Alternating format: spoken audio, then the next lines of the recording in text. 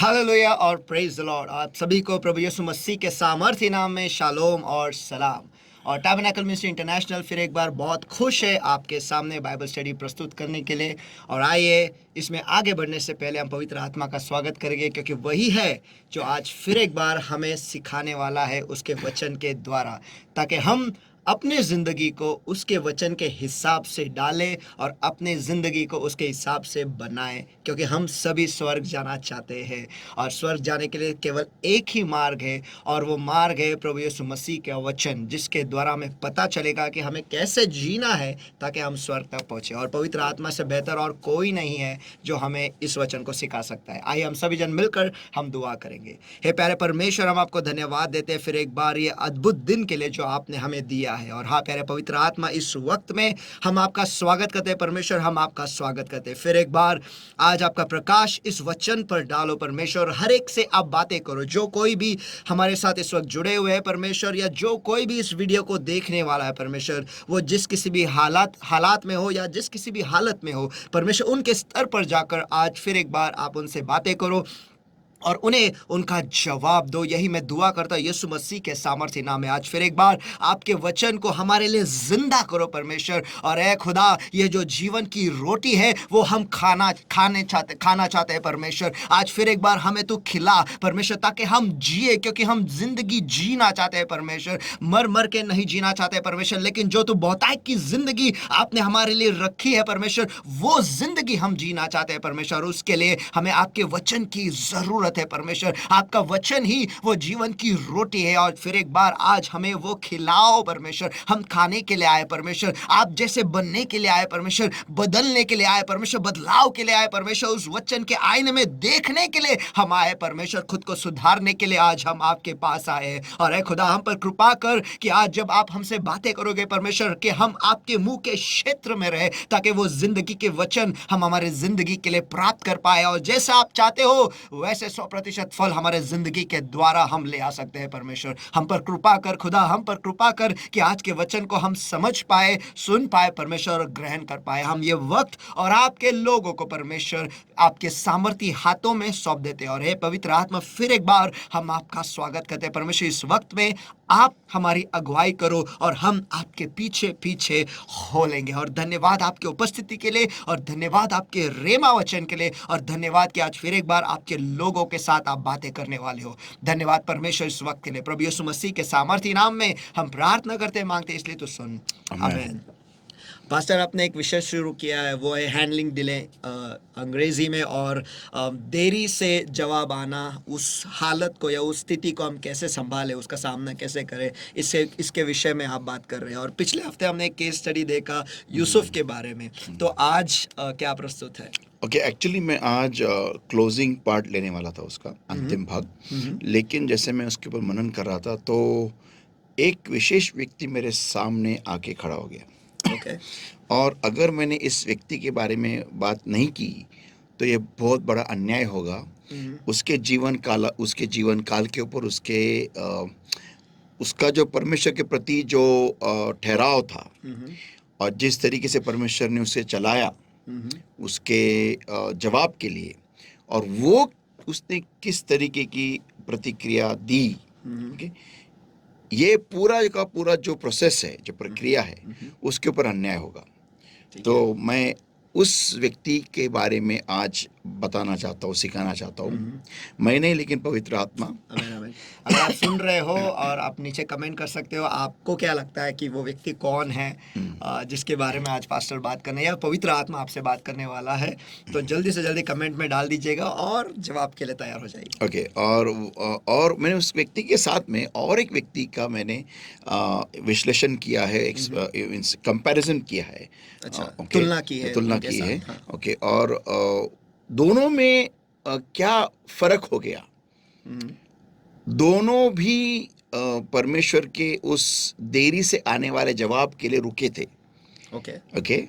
लेकिन एक ने क्या किया, दूसरे ने क्या नहीं किया, और उसके वजह से दोनों के जीवन में, जिंदगी के असलियत में, उनके जिंदगी में क्या हमें कितना बड़ा अंतर दिखाई देता है। वो हम आज देखने वाले हैं। और इससे इससे सब लोग ये बहुत बड़ी सीख ले सकते हैं जो मसीह में है, कि जब परमेश्वर हमें कोई जवाब के लिए हमें ठहराता है तो हमें सिर्फ हमें क्या करना चाहिए और क्या नहीं करना चाहिए, ये आज हम देखने वाले हैं। आमीन। कुछ क्लोज पास्टर ने यहाँ पे दिए हैं कि दोनों को जवाब देरी से मिला है और दोनों ने अलग अलग कृति या फिर प्रतिक्रिया दी है। तो जल्दी से कमेंट कीजिए, अच्छा कर रहे हैं आप, कमेंट करते जाओ। Okay, let's go into the आमीन। the heroes of the word of God. आमीन। आइए परमेश्वर के वचन के हीरोज में हम चले जाएं। या एंड उस व्यक्ति का नाम है इब्राहिम, एब्राहम। और जिन जिन लोगों ने इब्राहिम लिखा है, आप सही हो। ओके, तो मैंने कल ना मैं जब स्टडी कर रहा था, बेसिकली मुझे इब्राहिम की जिंदगी बहुत अट्रैक्ट करती है। ओके, क्योंकि Ibrahim we know is father of faith, विश्वास का पिता है वो। ओके, लेकिन उसके अलावा जिस परमेश्वर को मैं नहीं जानता हूँ और अचानक परमेश्वर की बानी मुझे मेरे प्रति आती है और मैं उस बानी के ऊपर विश्वास रख के मैं मेरी पूरे जिंदगी को उस बानी के अनुसार संचालित करता हूँ, ये बहुत बड़ा एक स्टेप है, बहुत बड़ा। ये आसान नहीं है। ओके, तो हमें इब्राहिम की ज़िंदगी के द्वारा बहुत कुछ सीखने को मिलता है। मैंने एक्चुअली क्या किया है, इब्राहिम की पूरी ज़िंदगी सिर्फ एक्चुअली कल जब मैंने स्टडी कर रहा था, सिर्फ इसहाक तक मैंने उतना ही उसका आई कैन से सेगमेंटेशन किया है, यानी उसको भाग में आपने यस। डाल दिया। ओके, हर चैप्टर में हमें क्या दिखाई देता है, ओके, मैंने उसको I put it in segments, okay, ताकि हमें इब्राहिम की ज़िंदगी का हर एक पहलू ठीक से समझ आए। अभी मैं सिर्फ मेरा फोकस आज की तारीख में सिर्फ इसहाक तक की है। ओके, कि इसहाक को पाने के लिए इब्राहिम को परमेश्वर किस किस मुकाम से लेके गया। ओके ओके ओके, मैंने अभी जो वाक्य क्या बोला, इसहाक को पाने के लिए इब्राहिम को परमेश्वर किस किस मुकाम से लेके गया, उसको कहाँ कहाँ से लेके गया। ओके, ये हमें आज हम देखेंगे। ओके, यानी थोड़े में बताया गया, तो जिस जवाब के लिए इब्राहिम रुका था, उस जवाब को पाने के लिए खुदा उसे किन किन चीजों से लेके गया। Yes, absolutely. ओके, ये हम देखने वाले हैं। चलो, अभी हम स्टार्ट करते हैं उत्पत्ति इसका 12वें अध्याय से। Okay, genesis chapter 12। और हम देखते हैं कि 12वें अध्याय में हमें क्या देखने को मिलता है। अगर आप 12वें अध्याय को पूरा पढ़ोगे, ओके, तो यहाँ पर हम देखते हैं द कॉल ऑफ अब्राहम, यानी इब्राहिम का बुलावा जो था, लूट और लॉट कमिंग विथ हिम, यानी लूट उसके साथ जो आया था, साराई टेकन बाय फेरो, साराई को फिरौन ने ले लिया था, okay, and return back again, और उसे फिर लौटा दिया। ये चार चीजें हमें प्रोमिनेंटली दिखाई देती है 12वें अध्याय में। ओके, अभी हम 13वें अध्याय में आते हैं, 13 चैप्टर में, और यहाँ पर हम देखते हैं पूरा का पूरा अध्याय जो है वो लूट जो था उसके सेपरेशन के ऊपर है, यानी उनसे जो अलग हुआ है बस उसी के ऊपर है। अभी जेनेसिस 14 में हम आते हैं, वहाँ पर लॉट इज कैप्चर्ड, जहाँ पे लूट को पकड़ा गया है। Okay, because is living in Sodom and Gomorrah, उस किंगडम में रह रहा है, उसी राज्य में रह रहा है। Ibrahim fights a war with 5 Kings, और इब्राहिम जाके 5 राजाओं के साथ युद्ध लड़ता है, because he has his own army, क्योंकि उसकी खुद की एक सेना है। And Ibrahim gives tithes to God, और आखिर का कि इब्राहिम जो है उसका दशमांश जो है खुदा को देता है। अभी हम आते हैं चैप्टर 15 में। जी हाँ, ओके, यहाँ पर first time Ibrahim is asking for a heir, और यहाँ पर पहली दफा इब्राहिम जो है एक बच्चे के लिए मांग कर रहा है। नहीं, बच्चे के लिए नहीं, वारिस के लिए मांग कर रहा है। फर्क है। जी हाँ, बच्चा और वारिस में फर्क है, बहुत अंतर है। He is not asking for a child, वो बच्चे की मांग नहीं कर रहा है, लेकिन वारिस की मांग कर रहा है। यही come on, I will come to that later on, वो बाद में मैं डालता हूँ उसको। Okay, now changes his vision, Lord उसका विजन चेंज करता है, उसका दृष्टांत खुदा बदल देता है। Okay, God makes a covenant with Abraham, और खुदा जो है इब्राहिम के साथ एक करार करता है। God gives him a prophetic word about the journey of Israel, और खुदा जो है पर इब्राहिम को इज़राइल के सफ़र के बारे में एक भविष्यवाणी का शब्द देता या है कि इज़राइल यहाँ पर आएगा और कैसे बंदवाई में रहेगा, कैसा वो आफ्टर 400 इयर्स के बाद में कैसे वो छोड़ा आएंगे, जाएगा। वो सब 10 जनरेशंस के बाद में वो आएंगे, ये सब लॉर्ड पर इब्राहिम को प्रोफेसी दे देता है. Now chapter 16. अध्याय 16. ओके. इब्राहिम मैरीज हेगार. इब्राहिम हगार के साथ शादी करता है. ओके.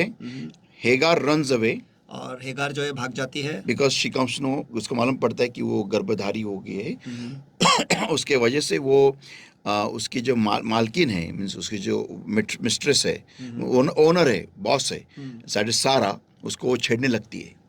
इसका एक बहुत एक जबरदस्त टीचिंग है उसके ऊपर. जी हाँ. या आपने लिया भी नहीं एक नहीं message? नहीं, अबाउट दिस पार्ट सिर्फ इस भाग का. हाँ. ओके. कि जब तुम्हें वो मिल जाता है जो बहुत लोग चाह रहे हैं, तो तुम्हें क्या नहीं करना है.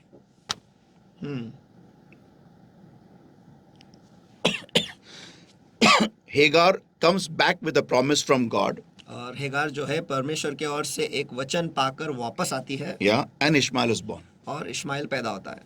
Okay, ये चैप्टर 16 में. चैप्टर 17 में अब 17 में अध्याय God 17. God changes their names. और खुदा जो है उनके नाम को बदल देता है, नामों को बदल देता Yes, दोनों के. God seals his covenant between him and Abraham. और खुदा जो है जो करार उसने इब्राहिम के साथ और उसके बीच में जो वाचा जो था वो उस पर मोहर लगाता है. Yeah, God tells him about Isaac's birth. और खुदा जो है उसे इसहाक के जन्म के बारे में बताता है. God tells him that in Isaac the promise will be fulfilled. और खुदा इब्राहिम से कहता है कि इसहाक के द्वारा ही वो अभिवचन पूरा होगा, Not Ishmael. इश्माइल के द्वारा नहीं. Okay, and every single male is circumcised. और हर एक जो पुरुष है उनकी सुनता की जाती है. Yeah, so this is the seal. This is the seal of covenant between Abraham and God. और यही वो करार है Between God and जिसे- Abraham. और यही वो करार है जहाँ पर खुदा ने खुदा के बीच में और इब्राहिम के बीच में था, जो उन्होंने मोहर लगाया था. Yeah, that is the circumcision, the और seal वो of है- circumcision. और वो है सुनता की मोहर. सुनता की मोहर. Okay, अभी. Now, chapter 18. जी हाँ. Okay. अध्याय 18. God visits Abraham's house. और खुदा इब्राहिम के घर पर आता है, Okay. Has food. यानी उसके साथ मुलाकात लेता है और उसका घर पे खाना भी खाता है. Okay. Sarah laughs. और सारा जो सारा हंसती है. Okay. Shares with him about what he's going to do in Sodom and Gomorrah. God shares with Abraham what he's going to do with Sodom and Gomorrah. और खुदा जो है इब्राहिम को बताता है कि वो सदोम और गमोरा में क्या करने वाला है. And नहीं, Sodom and Gomorrah के साथ क्या करने वाला है. माफ कीजिएगा, सदोम और गमोरा के साथ क्या करने वाला है. And Abraham intercedes. और इब्राहिम जो है वो मध्यस्थी करता है. Okay. ये हम देखते अध्याय 18 में. जी हाँ. अभी अध्याय 19, Genesis 19. The destruction of Sodom and Gomorrah, SNG. और सदोम और गमोरा का नाश. Okay. Lot's plight. और लूट की परिस्थिति Yeah. या हालत. Yeah. वो जो भाग रहा है वो सब प्रोसेस पूरा का पूरा उसमें प्लाइट में लिखा है मैंने. Okay. Lot's wife becomes a pillar of salt. और लूट की बीवी जो है वो नमक की खंबा बन जाती है. Okay. नमक का खंबा बन जाती है. And daughters intercourse with their father. और जो बेटियां है वो पिता के साथ सोते हैं. Yeah. Okay. Now, Genesis 20. अब अध्याय 20. Yeah. And Abimelech takes Sarah.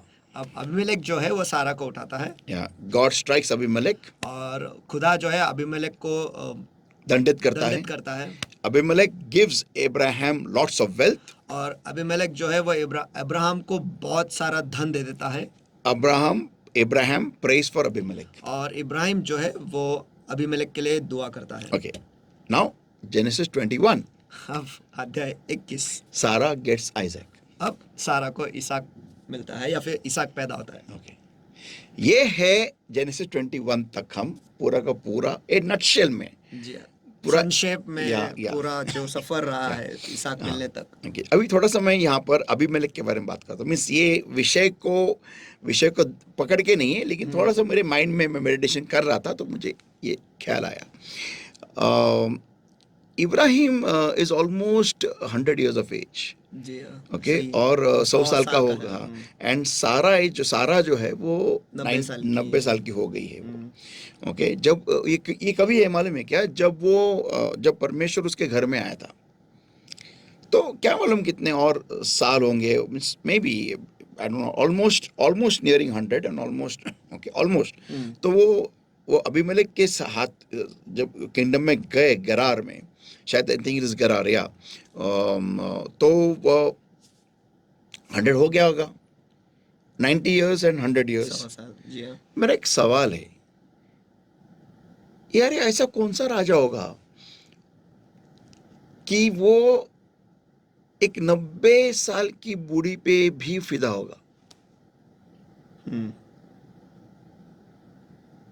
Means क्या है ये, what fantasy is this? Means अगर कोई भी अच्छी चीज मेरे राज्य में दिखी कि वो मेरी है, what kind of fantasy is this? ये क्या है ये? कम ऑन, वो बूढ़ी औरत है, वो लिखा गया है कि वो हंस रहे थे कुछ एक 18वें अध्याय में कि उसके जो क्या बोलते हैं, वो साइकिल होते हैं जो औरतों की, वो भी खत्म हो गई है, वो बूढ़ी हो गई है, वो बच्चा जनने के लायक नहीं रही है, फिर भी अबीमेलेक को वो चाहिए। एक बूढ़ी औरत, क्यों? माय क्वेश्चन इज, क्यों वो चाहिए? बराबर है ना? सही। कि यार तू एक राजा है, कितने सारी औरतें, कितने सारी जवान लड़कियां तेरे राज्य में रहेगी या किसी और के राज्य में जाके युद्ध करके उनको तू जीत सकता है। उस टाइम में उनका जो होता होगा वो ओके प्रक्रिया, वो सब कर सकता है, लेकिन फिर भी तुझे भी ये एक बूढ़ी औरत तेरे राज्य में आई है, तुझे वो भी चाहिए? कमाल हो गया। जब मैंने ये पढ़ा, मैं बहुत देर तक I was thinking, means very long time I was thinking. अब उसके बाद में और एक बड़ा पॉइंट है, मैं वो भी बहुत देर सोच रहा था मैं कि यार ऐसा कौन सा ये बंदा हो सकता है कि can he be so possessed, so mad, so crazy, so weird? एक बूढ़ी औरत जो खूबसूरत दिखते तो उसको भी बख्श नहीं सकता। Means was she so beautiful हो सकती है कि उसकी जवानी को, उसकी खूबसूरती को देख के 10,000 जवान औरतें भी पानी मांग रही उसके सामने। I am really amazed and shocked. Means क्या है, व्हाट मैडनेस इज दिस? अभी थोड़ा मैं अभी बात करता हूँ with all due respect about Ibrahim. Starting of उसकी जो शुरुआत की जो एक्सोडस है उसका, वहां पर हम देखते हैं कि फिरौन ने सारा को उठाया। Correct, understood. फिरौन एक पापी राजा था, एक दुष्ट राजा था, सारा जवान थी, लेकिन तब भी वो 75 ईयर्स का था इब्राहिम। तो सारा जो होगी वो 65 की होगी। करेक्ट। तो अभी 65 की ईयर ओल्ड औरत को भी फिरौन उठाता है। जी हाँ। हाँ, और 30 साल के बाद ये। हाँ, अभी मेरा पॉइंट आगे आता है। और फिर एक बार ये इब्राहिम जो है वो सारों को बोलता है, उनको बोलते मेरी बहन है। और यहाँ पर भी वो वही करता है। मीन्स मुझे इब्राहिम में जो उसका फियर है, डर, हाँ, वो उसके ऊपर कॉन्कर करते दिखता नहीं है। With all due respect to Ibrahim, मैं ये जानता हूँ कि हर एक मसीह जो है, हर एक इंसान, मैं खुद उसमें अपने अपने कमजोरियों में हम परमेश्वर के सामने झुकते हैं, गिरते हैं और हम उसके सामने नतमस्तक हो जाते हैं, क्योंकि हमारी भी उतनी कुव्वत नहीं है, ताकत नहीं कि हम उसकी आंखों में आंखें डाल के हम बात कर सके। लेकिन भाई इब्राहिम, तेरे घर पे तो परमेश्वर के खाना खाता है, तो ये एक फियर सॉल्व करना तेरा। Come on, you solve this out, no you work it out with God. उस पे काम कर, खुदा के साथ उस पर काम करो, उसे निकाल बाहर। मींस तू स्टार्टिंग ऑफ द जर्नी में डरा and end of the journey में डर रहे। Means for what? तेरे घर में कौन खाना खाने को आता है? तेरे साथ कौन बात करता है? जिसने पूरे ब्रह्मांड को रचाया है, जो तारांगन को अपने हर एक नाम से पुकारता है, तीनों जहां का मालिक, जो जो गैलेक्सी हमें मालूम है और जो मालूम भी नहीं है, उन सारे की निर्मित करने वाला वो महान असीम परमेश्वर एक इंसान का रूप लेके तेरे घर में आके बैठता है, खाना खाता है, और तू ये छोटी सी चीज को उसके सामने रख नहीं सकता।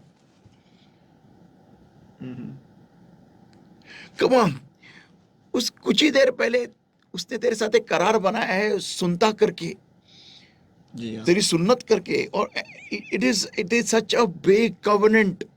बहुत बड़ा करार है। बहुत। और इतना बड़ा होने के बावजूद भी तू एक इतनी सी चीज तू उसके सामने रख नहीं पा रहा है। बस इसमें और एक बात है कि जो अनुभव पहले लिया है, इसका मतलब उसमें से भी कुछ नहीं सीखा है। या वही वही उसे पे आ रहा था अभी मैं, यानी means you question didn't, paper repeat हो गया या है, फिर आंसर भी दे दिया है, Yeah. लेकिन फिर भी आंसर नहीं Yeah. लिख पा रहे।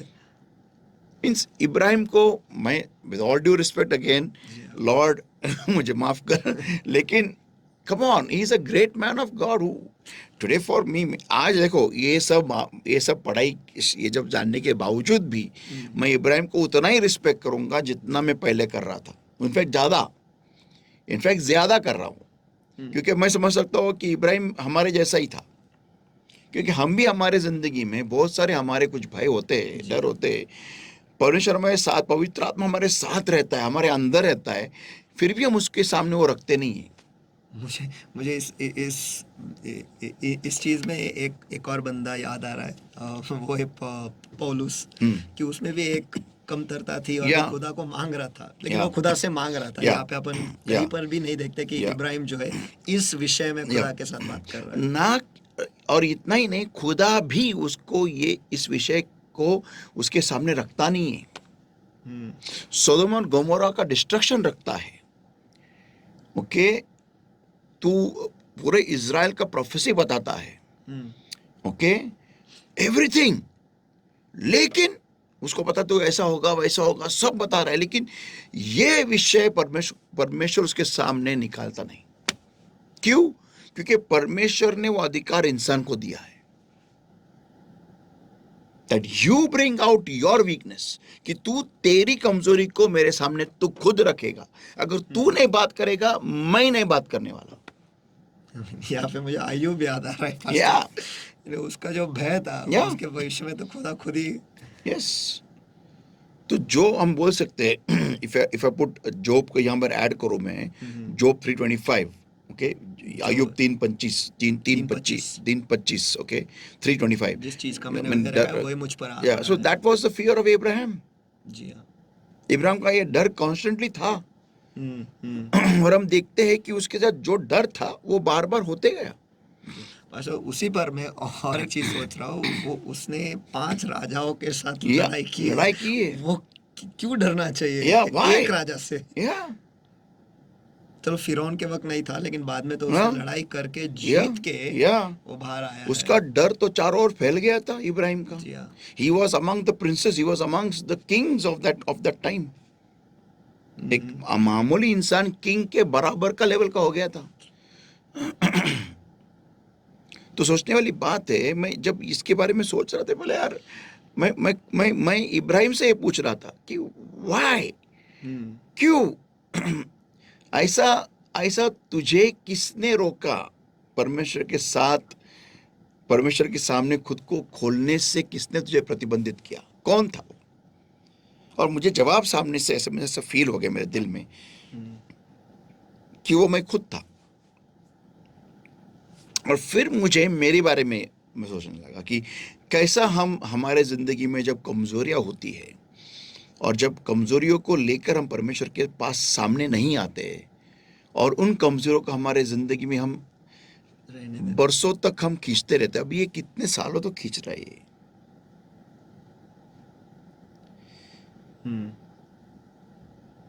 तो मैं सोच रहा हूं कि ये जो कमजोरियां है हमारे जिंदगी में, परमेश्वर आके तुम्हें बताने वाला नहीं है कि ये तेरी कमजोरी है, ये तेरी कमजोरी है, ये तेरी कमजोरी है। क्योंकि हम देखते जितने बारी परमेश्वर ने उसके साथ मुलाकात ली है, बात की है, विजन दिया है, ड्रीम दी है, बात की है, परमेश्वर ने एक बार भी तूने फिरौन के जहां पर गया था वहां पर ऐसा बर्ताव तूने क्यों किया, कुछ नहीं, नॉट अ वर्ड। मुझे उत्पत्ति 1 2 3 याद आ रहा है। अभी मेरे सामने वही सिलसिला याद आया, कुछ वही उसने सिलसिला। पूछा ही नहीं। या से पूछा तो परमेश्वर ने कुछ नहीं बोला, जी हाँ, वो खुद होके बोला। वाह, यहाँ पर मेरा जो आदर है परमेश्वर के लिए कहीं ज्यादा बढ़ गया, और प्यार ज्यादा बढ़ गया। और यहाँ पर इब्राहिम के लिए भी मेरा आदर सम्मान सब कुछ है, लेकिन जो लोग इब्राहिम को परमेश्वर या भगवान या फिर खुदा मानते हैं, उनको ये बात से सीखना है कि वो भी इंसान ही था। सही, He had his own set of fears, खुद के ही and भय थे, yeah, and he was battling it on his own.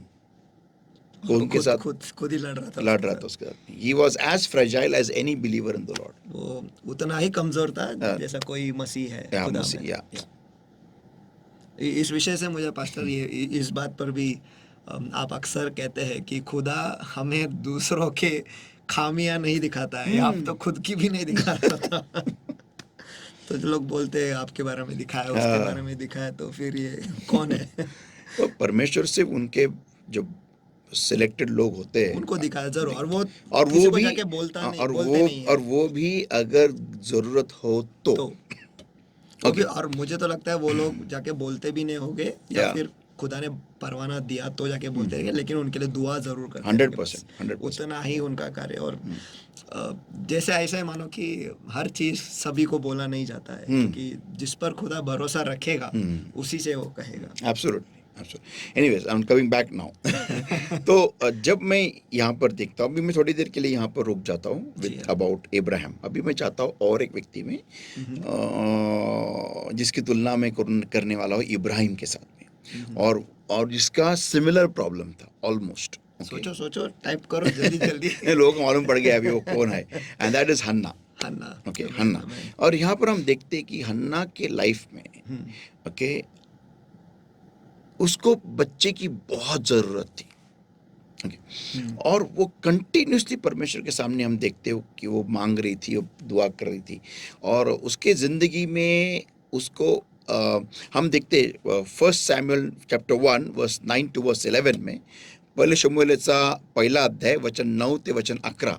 Okay, तो यहाँ पर हम देखते हैं कि वो जब परमेश्वर के साथ एक वचन देती है, परमेश्वर को एक वाचा बनाती है। उस क्या लिखा वचन 11 में, वचन 11 में, पहले शमूएल का पहला अध्याय वचन 11, और उसने यह मन्नत मानी। ओके, ये जो मन्नत मांगने के लिए जो उसको ड्राइव कर रही थी या फिर उसको पुश कर रही थी, वो थी पेनिन्ना। जी, ये दुआ करती गई, पेनिन्ना का बच्चा होता गया, ये दुआ करती गई, पेनिन्ना का बच्चा होता गया। तो उसको और पेनिन्ना, और इतना ही नहीं, लेकिन उसको और चिढ़ा भी रही थी, उसको और परेशान करती थी, जिसकी वजह से वो और उस छोर तक गई, ताकि उसने एक दिन परमेश्वर के साथ एक वाचा बना लिया। एंड वो वाचा ये था कि जो बच्चा तू मुझे देगा, ओके, वो मैं तेरे हवाले कर दूंगी। और यही परमेश्वर से चाह रहा था। Okay, this was the desire of God, ये परमेश्वर की इच्छा थी। और पेनिन्ना के द्वारा परमेश्वर उसे उस इच्छा तक ले आया। ओके, नाउ अभी मेरा मैसेज एक्चुअली स्टार्ट हो रहा है। Are you ready everybody? Here we go. Okay, अगर हम इब्राहिम की जिंदगी परमेश्वर के साथ में जितने बार वो परमेश्वर के साथ वार्तालाप करता है, मुलाकात करता है, ओके, अगर हम पूरी तरीके से उसको ठीक से स्टडी करें, तो हमें सिर्फ और सिर्फ एक बार इब्राहिम सिर्फ एक बार परमेश्वर से यह कहते हुए दिखाई देता है कि मेरे पास एक वारिस नहीं है, तो मैं इस आशीषों का क्या करूं। यस, उसके पूरे जीवन कालावधि में जब तक इसहाक नहीं हुआ, उसके पूरे जीवन कालावधि में हम एक बार, सिर्फ एक बार उसे इसहाक बच्चे के बारे में या फिर एक वारिस के बारे में बात करते हुए सुनते हैं। लेकिन हन्ना यहाँ पर कंटिन्यूअसली नॉन स्टॉप वो परमेश्वर से मांग कर रही रही है। यस, अभी हम देखेंगे एक बार की दुआ, ओके, और बार बार की दुआ में अंतर क्या है। ओके, या ये बहुत इंपॉर्टेंट पॉइंट है। बाइबल में क्या लिखा है? आस्क, मांगो, या मांगते रहो नहीं। या ask and it shall be given unto you in God's time. मांगो और आपको दिया जाएगा, वो भी खुदा के समय में, या या ओके, खुदा के समय के हिसाब से। या ओके। नाउ अभी हम इब्राहिम को थोड़ी देर के लिए हम साइड में रखते हैं और हन्ना से पूछते, हन्ना, बहन हन्ना, तूने तेरे कालावधि में जितने बार पेनिन्ना को बच्चा हुआ, अभी मैं जो बोलने वाला हूं ध्यान से सुनिएगा सब लोग, ओके। पेनिन्ना को बच्चा हुआ, ओके, जितने बार पेनिन्ना को बच्चे होते गए, तूने तेरे कालावधि में जो परमेश्वर ने तुझे बांझ रखा था, तूने बच्चे के अलावा और क्या हासिल किया? वहां पे तो कुछ नहीं है। What else did you achieve apart from a child when you were kept barren by God? कुछ भी नहीं, Nothing. Zero. शून्य, Nothing. सही। लेकिन इब्राहिम को हम देखो, आमेन, आमेन। वो एक साधारण आम मामूली इंसान जो घर बार छोड़ के निकला था, वो एक राजा बन गया। सिर्फ एक बार परमेश्वर के सामने सिर्फ एक बार उसने बच्चे का जिक्र किया। That's all. He became a king, राजा बन गया। he became a father of many nations. वो बहुत सारे राष्ट्रों का पिता बन गया। उतना ही नहीं, वो विश्वास का पिता बन गया। उतना ही नहीं, खुदा का दोस्त बन गया। उतना ही नहीं, वो खुदा का दोस्त बन गया, हाईएस्ट लेवल है वो तो। लेकिन उतना ही नहीं, उतना ही उसके नीचे हम लेके आते हैं कि सारे राष्ट्र उसमें आशीषित हो गए। ये अभिवचन उसने प्राप्त कर लिया परमेश्वर के साथ चलते हुए। जो इंसान की पूरी दौड़ और फोकस, पूरा का पूरा लक्ष्य सिर्फ उसकी एक जरूरत होती है ना, वो उसके आगे देख ही नहीं सकता, वो उसके आगे जा ही नहीं सकता, वो उसके आगे सोच ही नहीं सकता, वो उसी पे अटका रहता है। उसकी जिंदगी उसके सामने से गुजरती जाती रहती है, उसके साइड से। वो जवान का बूढ़ा होते रहता है, लेकिन वो उधर ही अटका रहता है। क्यों? मुझे ये नहीं मिला, मुझे ये नहीं मिला, मुझे ये नहीं मिला, मुझे ये नहीं मिला, मुझे ये नहीं मिला, मुझे ये नहीं मिला, मुझे ये नहीं मिला, मुझे ये नहीं मिला, मुझे ये नहीं मिला, मुझे ये नहीं मिला, मुझे ये नहीं मिला। और जिंदगी जा रही है, या उसी की जिंदगी गुजर रही है, उसके साइड से गुजर रही है। लेकिन मुझे ये नहीं मिला, मुझे ये नहीं मिला, मुझे ये नहीं मिला, मुझे ये नहीं मिला, मुझे ये नहीं मिला, मुझे ये नहीं मिला, मुझे ये मिला, मुझे ये नहीं मिला, मुझे ये नहीं मिला, मुझे ये नहीं। लेकिन जो व्यक्ति परमेश्वर के सामने एक बार जिक्र करके उस बिनती को, उस जरूरत को उसके हाथ में छोड़ देता है, और जो परमेश्वर की मंशा है वो करने में खुद को लगा देता है, वो है इब्राहिम। आमीन। वो है इब्राहिम।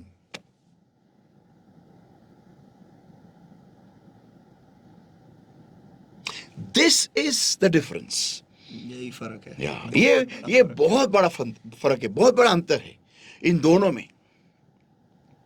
दोनों को बच्चा चाहिए था, लेकिन फर्क यह है कि इब्राहिम जो था वो मर्द था और ये औरत है।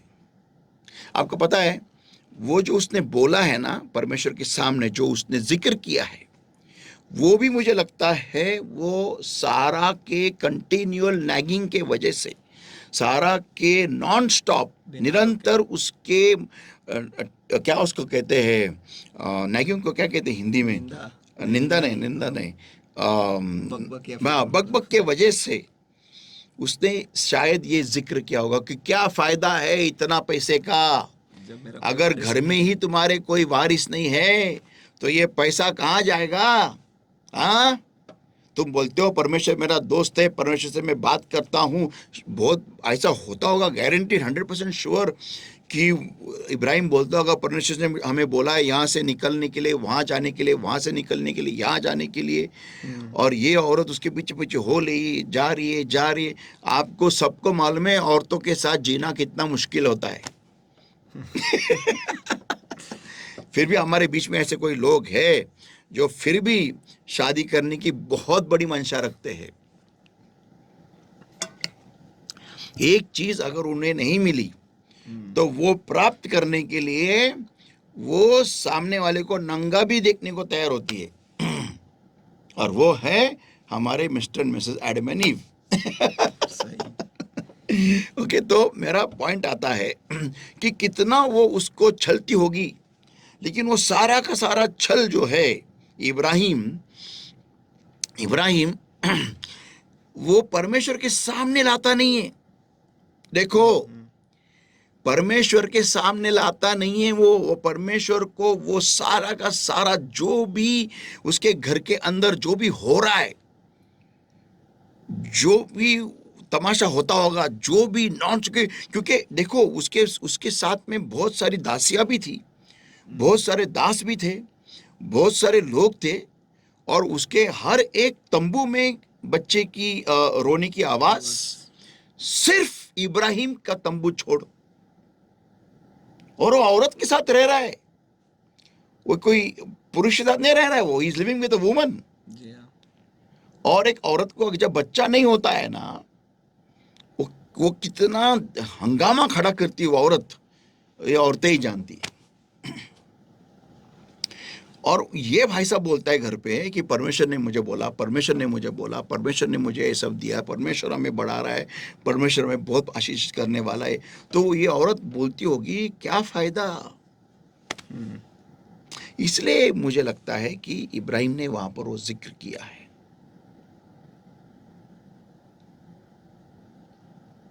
और उसी के वजह से हम देखते हैं कि उसने हेगार के साथ भी शादी की, क्योंकि परमेश्वर से क्या कहता है कि तेरे ही अंदर से तुझे बच्चा मिलेगा, ना कि वो ना तेरे वो दमस्कस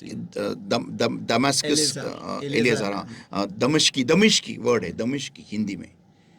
ओके, तो वो कैलकुलेशन लगाता है, तो शायद ये नहीं रहेगी तो ये शायद हेगार, और हेगार को भी उसके सामने लाने वाली सारा ही थी। ओके, तो ये उसके वजह से ही वो शादी करता है और वहां पर उसको बच्चा होता है। ओके, तो लेकिन हम ये कहीं पर भी नहीं देखते हैं कि इब्राहिम नॉन स्टॉप परमेश्वर के सामने रो रहा है बच्चे के लिए। उसकी सिर्फ एक दुआ को छोड़ बाकी जितने बार भी उसका परमेश्वर के साथ में मुलाकात हुई है, इनफैक्ट एक जगह पे जब परमेश्वर के घर में आता है, जब परमेश्वर बताता है उसको, उसके पहले भी जब परमेश्वर से बात करता है, बताता है कि तुझे बच्चा होने वाला है, तो वो मन में हंसता है, सारा भी हंसती है। उसने पूरी की पूरी उम्मीद छोड़ दी है। उनको मालूम पड़ता है कि it's all over now, it's all over, अभी क्या होगा। मीन्स यहाँ पर मीन्स मैं थोड़ा एनालिसिस और डीप, अगर मैं उसको और डीपन करूँ और गहराई में जाऊँ, तो इब्राहिम परमेश्वर के साथ चलते चलते ना, वो परमेश्वर की सामर्थ को खुद के लिए इस्तेमाल करने के लिए टोटली भूल गया है।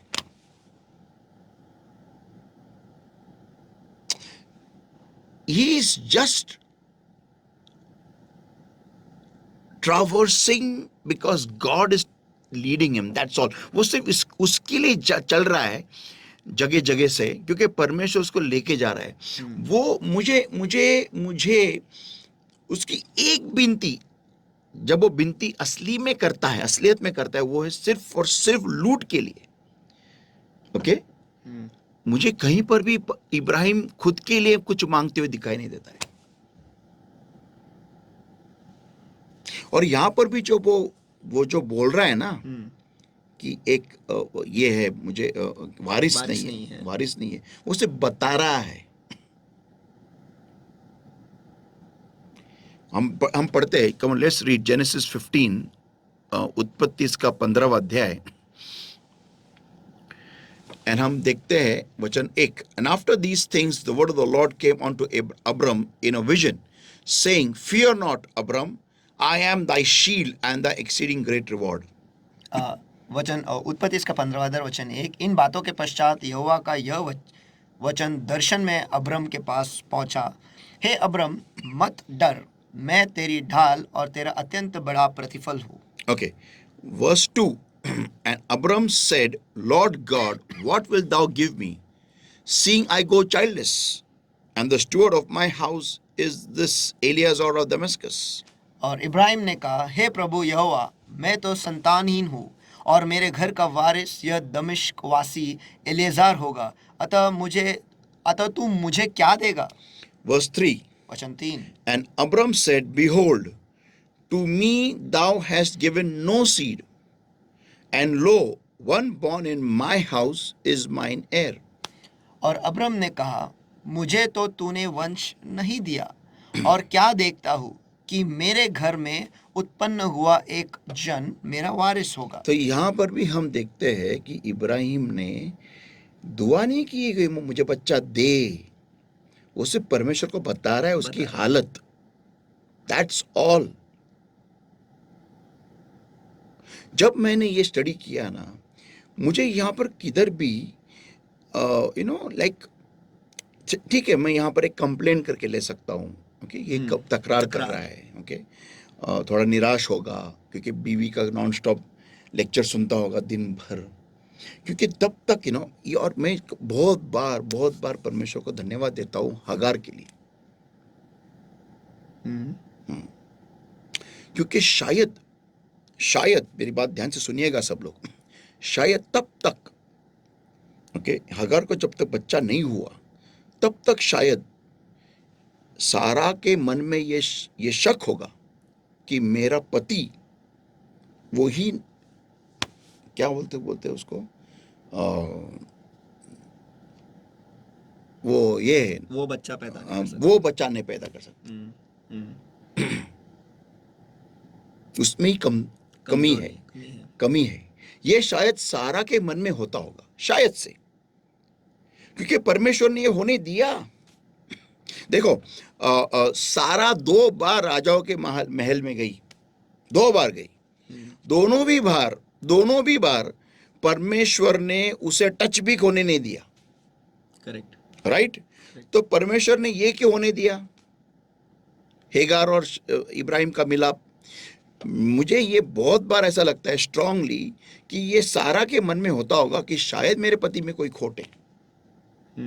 ओके, तो यहाँ पर हम देखते हैं कि जब उसको बच्चा होता है तो पूरी दुनिया, सिर्फ सारा को नहीं, पूरी दुनिया को मालूम पड़ता है कि इब्राहिम सही था. Ibrahim was properly blessed. Ibrahim was full proof था. देखो कैसा होता है ना, ये भी हो सकता है कि दोनों इसहाक के होने से कुछ ही दिन पहले परमेश्वर ने इब्राहिम को ठीक किया, चंगाई दे दी और वो उसको बच्चा हो गया. एक्चुअली देखा जाए तो सारा ही सही थी, सारा पूरी की पूरी हेल्दी थी, ऐसा कोई बोल सकते हैं. लेकिन हेगार के वजह से कोई भी इतनी सी भी उंगली इब्राहिम की तरफ उठा नहीं सकता. मीन्स पहले ही दिन से खोट सारा में थी, ना कि इब्राहिम में. और शायद वचन वक्त भी लेता है लिखने के लिए कि सारा बांझ है. या तो देखो, इसमें यहाँ पर हमें ये बात समझनी बहुत जरूरी है कि इब्राहिम, उसने कभी परमेश्वर के सामने आके पूरा रोना धोना स्टार्ट नहीं किया जैसे हन्ना करती थी. ओके, तो यहाँ पर हम 2 लोग देखते हैं जिनके जिंदगी में एक जवाब देरी से आ रहा है.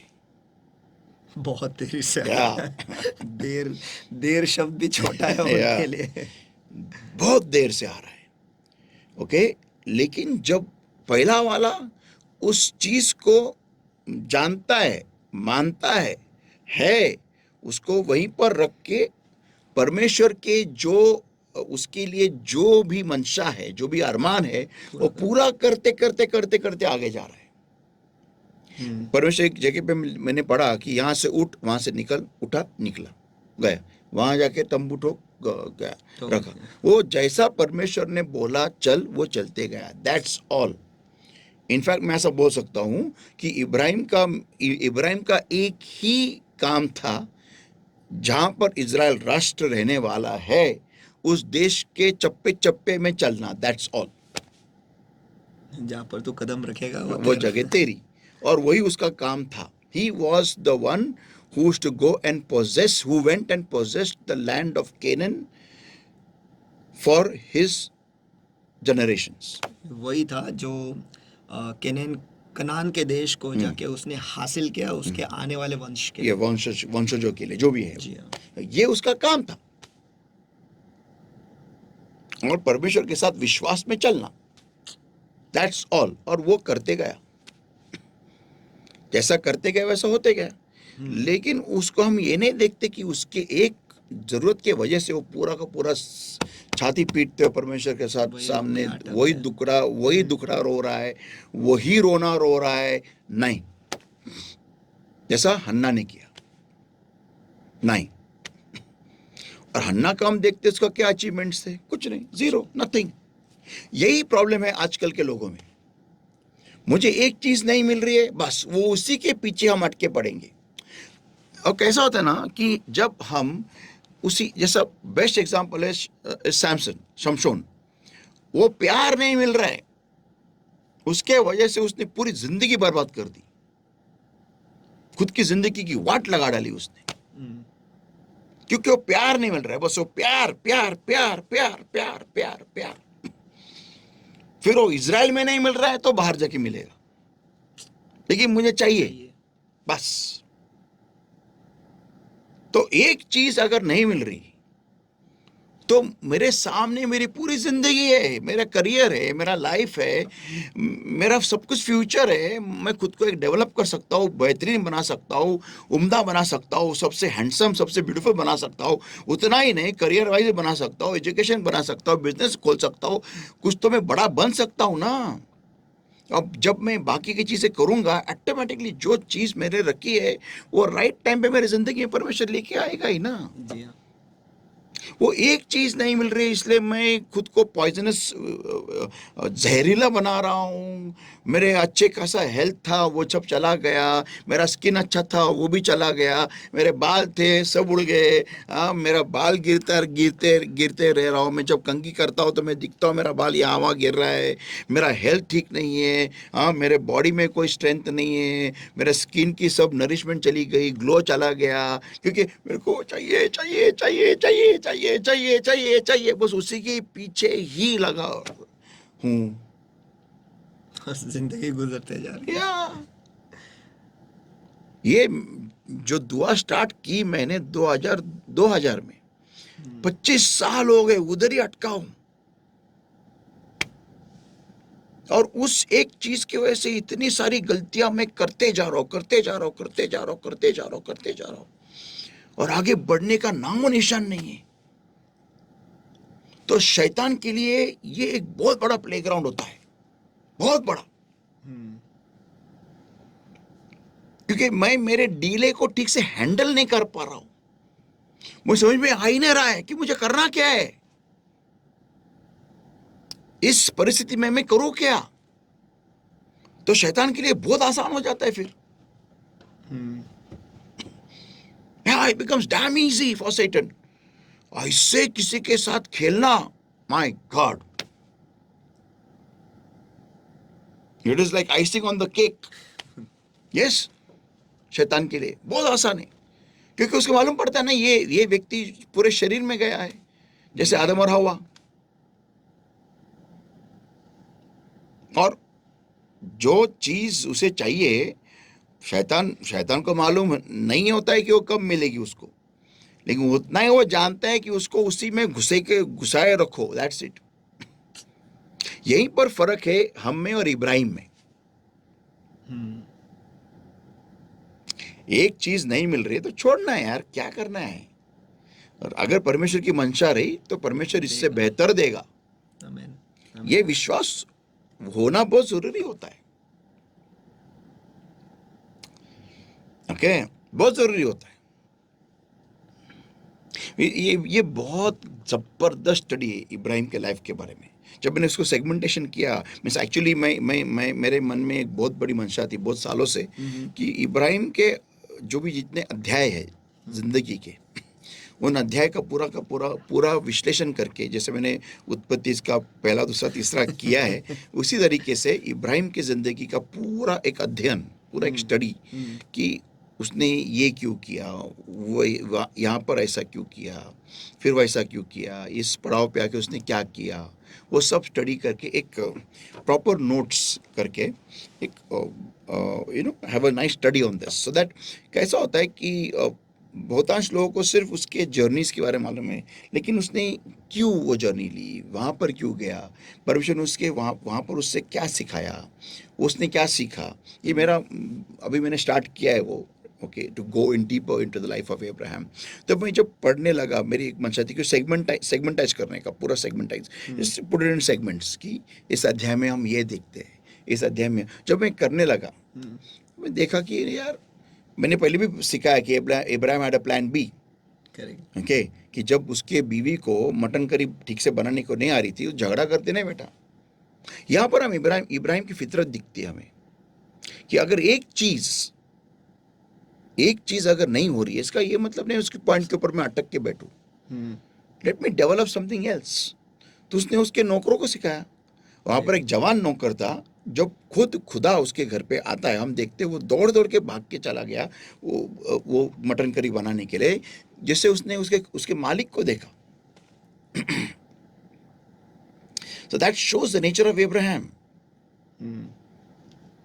वो किसी एक चीज के वजह से उसे रुकावट मानते हुए वहां पर रोते नहीं बैठता था।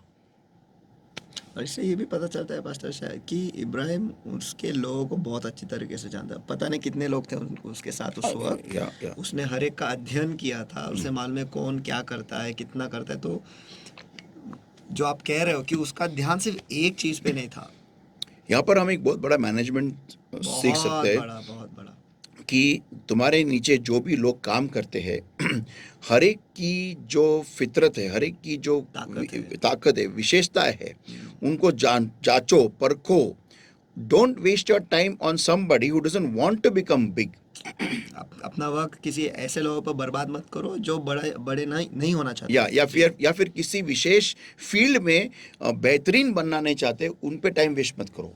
उन पे टाइम इन्वेस्ट करो, उन पे टाइम क्या निवेश करो जो उस फील्ड में कुछ बेहतरीन बनना चाहते हैं। आमीन, आमीन।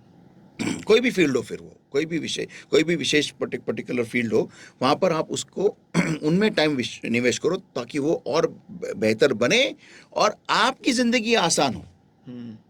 सोचो, अगर इब्राहिम के पास वो नौकर उसको तैयार नहीं होता, जो परमेश्वर उसके घर पे खाना खाने आता, और इब्राहिम ही मटन करी बनाने वाला होता, तो यह परमेश्वर के साथ बैठ के बात कर सकता? बिल्कुल भी नहीं। That's the point. जो महत्वपूर्ण काम है, उन कामों को करने के लिए तुम फ्री होने चाहिए। यहां पर हम एग्जाम्पल ले सकते हैं मार्था और मरिया का। कैसे? क्योंकि मार्था और ये जो दो बहनें थी, ओके, एक ने चुना था कि मैं खाना पकाते रहूं, और यीशु मसीह के सामने तकरार करती है, क्योंकि एक जो थी वो प्रभु यीशु मसीह के सामने बैठी है। ओके, तो प्रभु यीशु मसीह क्या कहता है उसे, कि उसने एक अच्छा काम चुना है। ये मैं इसके बारे में स्टडी लेने वाला हूँ। ओके, तो this shows management. You should learn to manage your life. आपको आपके जिंदगी को मैनेज करना आना चाहिए। You should always delegate your job, always delegate.